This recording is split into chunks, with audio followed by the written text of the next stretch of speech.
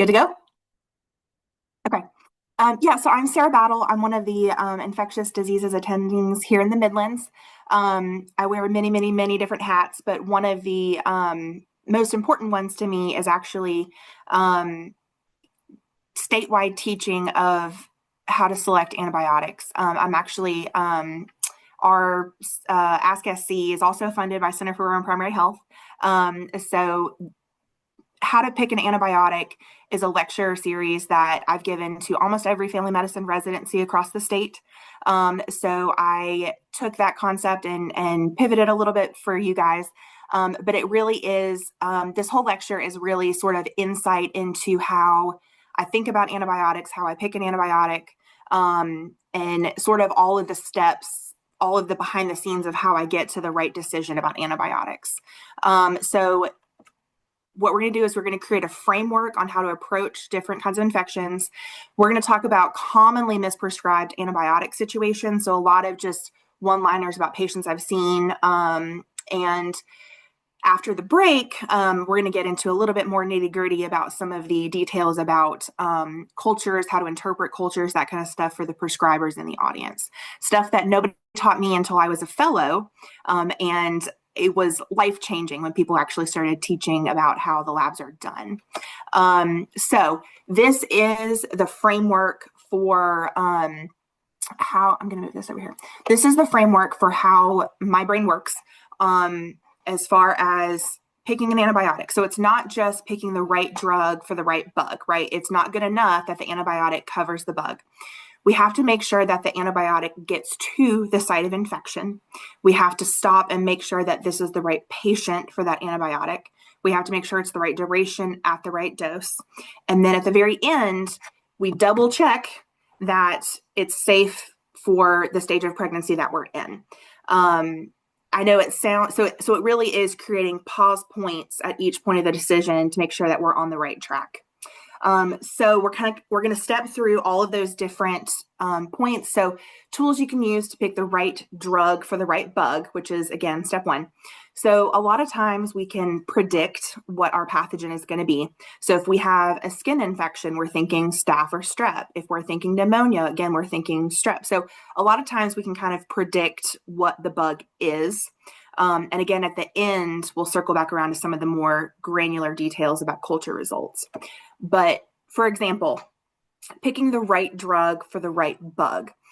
So if somebody has a skin infection, you really have to decide, is it a non-purulent cellulitis where we're thinking strep, or is it a purulent cellulitis, or is there an abscess, is there a boil, is there some kind of spot that needs to be drained?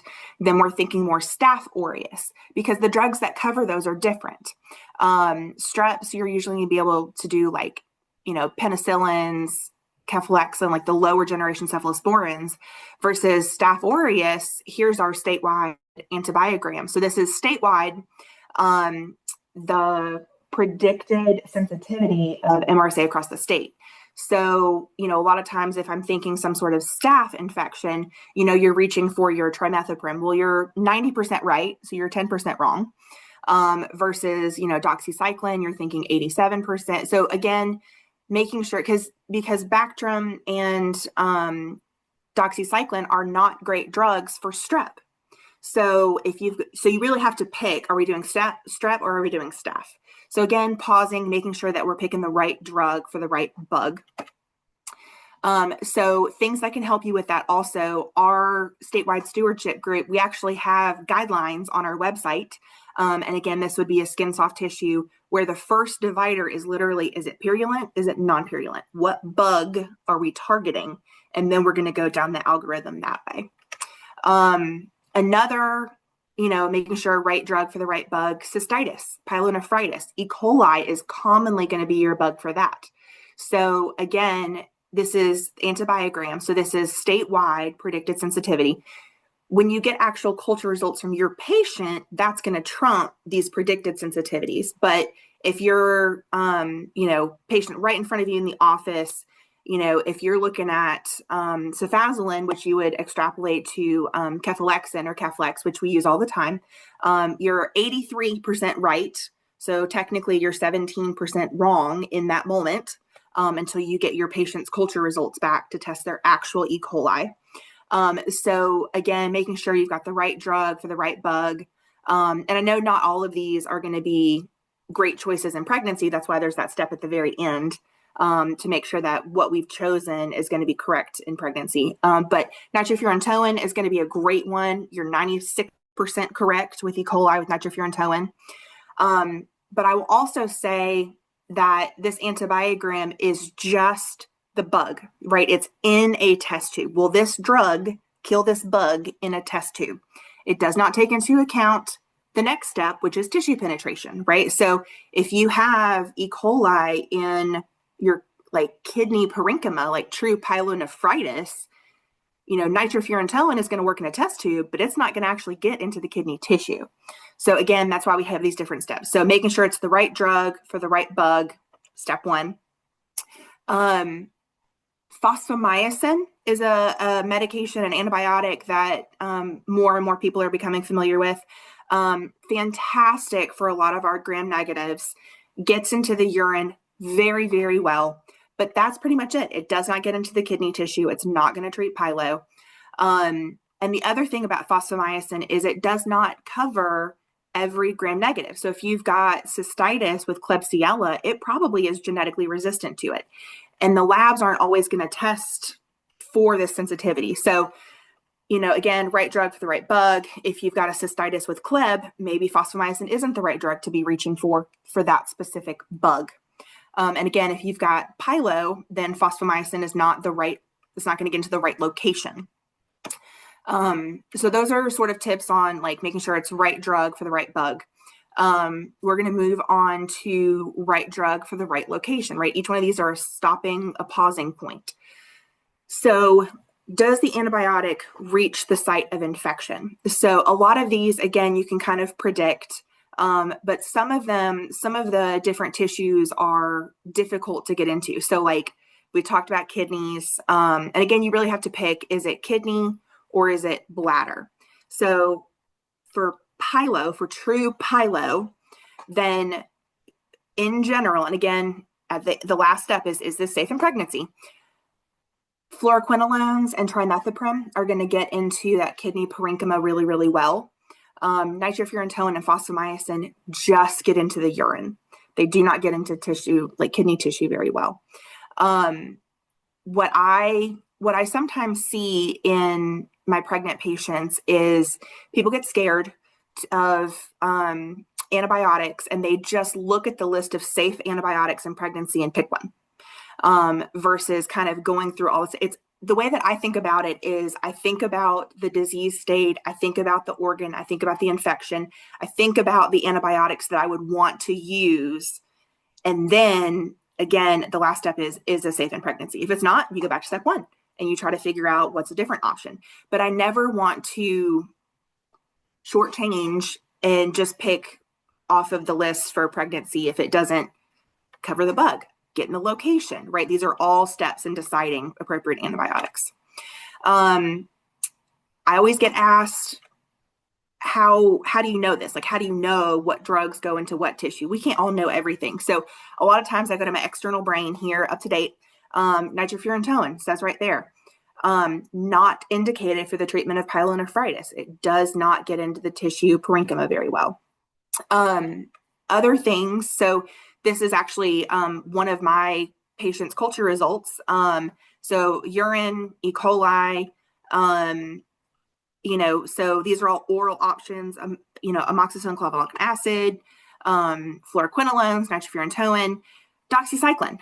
It's right there on the culture. It says sensitive, but doxycycline does not concentrate in the urine very well. I have no idea why it's reported on some urine cultures. I wish it wasn't, because what this is telling me is in a test tube, this will work. However, it will not actually get to the site of the patient's infection in their urine. So, again, the difference between a culture result versus like actual application in a patient. Okay, another example I see, again, thinking about right drug for the right location. So patient influenza positive, like the entire world right now, admitted with fever, new unilateral infiltrate. They've got MRSA on their culture. we start them on vancomycin, but then their kidneys start not being happy. So what do you switch them to? So we've got MRSA, we know we need to cover in the lung. We go to our antibiogram and we say, what other drugs cover right drug for the right bug? So we look at this and we've got nitrofurantoin is 100%, but that only gets in the urine. That's not going to be good for pneumonia. We've got linezolid, which we'll circle back to, the vancomycin she's having a kidney reaction to, and then daptomycin. Well, daptomycin is also an IV antibiotic. So a lot of people in the hospital think of daptomycin and vancomycin as you can just swap them out, right? Like they treat the same thing, except in this exact case, because daptomycin gets inactivated by surfactant. So if daptomycin touches air in the lung, it no longer works. It does not treat pneumonia. So it's the right drug for the right bug, but not in this patient's location with pneumonia. So the actual answer is going to be linezolid for this patient. But again, trying to hammer home, there's a difference between culture results in a test tube versus in the patient's body, and making sure that we're applying the algorithm to make a decision. So for this patient with MRSA pneumonia, we would switch them to linezolid. So again, right drug for the right bug in the right location. So if you have someone, and again, I know this is probably not, but again, we're just talking about different clinical scenarios I've seen, hammering home the algorithm of how to think about antibiotics. So if you have someone that has MRSA in their blood and the pneumonia, then, you might do the daptomycin for the bacteremia and the linezolid for the pneumonia. They're on two different drugs for the two different tissue sites. I've absolutely seen that patient in the ICU before. The second patient, if someone has a diagnosis of pyelonephritis outpatient, their E. coli is exquisitely sensitive. They get put on nitrofurantoin. They're admitted with worsening symptoms. It's not that the antibiotic failed. It's that nitrofurantoin doesn't get into the kidney. Prostatitis, which I know is not super applicable to this audience, but some of you guys might be family medicine, seeing some other people too. I see this a lot. People will have E. coli in their prostatitis, and the prostate's actually a really difficult tissue to get antibiotics into. Fluoroquinolones and trimethoprim are pretty much the only oral options that get in there. So I see people that do, if you're fluoroquinolone resistant and trimethoprim resistant with prostatitis, no amount of amoxicillin or Keflex or doxycycline is going to do it. You've bought yourself IV antibiotics because nothing else is getting into that tissue. So I get that consult not infrequently. So right drug. So that's right drug for the right bug in the right location in the right patient. So this is when we talk about, kidney, liver, medication, interactions, all that kind of stuff. Fluoroquinolones are going to be a big one. Again, I know we'll talk about at the end what's safe in pregnancy, but fluoroquinolones are a big one because there's a lot of contraindications to fluoroquinolones that the chart doesn't flag. So literally last week, I had a patient on consults with E. coli vertebral osteomyelitis. We got our culture results back. It's susceptible to levofloxacin, which is the only oral antibiotic I really trust to get into bone. And I'm like, great, we have an oral option. We don't have to put in a PICC line, except he has a history of recurrent tendonitis. So he's now bought himself 6 weeks of an IV antibiotic because he's not the right patient for the levofloxacin. And there was nothing in the chart that would have flagged me on that. Like, it was just, you have to know your patient's history. I had another patient referred to me in clinic for recurrent cystitis. And she comes rolling in on a scooter. And I'm like, what's going on? And she's like, I have issues, my Achilles tendon. And I'm like, she'd had multiple rounds of fluoroquinolone. So we now have that as an allergy for her, because that's absolutely what led to her Achilles tendon issues. And then one of my friends from residency called me a couple weeks ago, had a guy in clinic she did a wound culture on it. It was Pseudomonas. And I was talking through different options with her, and, fluoroquinolones are the only oral option for Pseudomonas.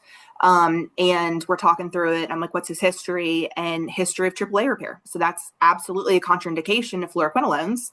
But the chart's not going to flag you on that. You have to know your patient's history. So again, knowing the contraindications for things, making sure that, it can be the right drug in the right location, but maybe your patient's not the right patient for it.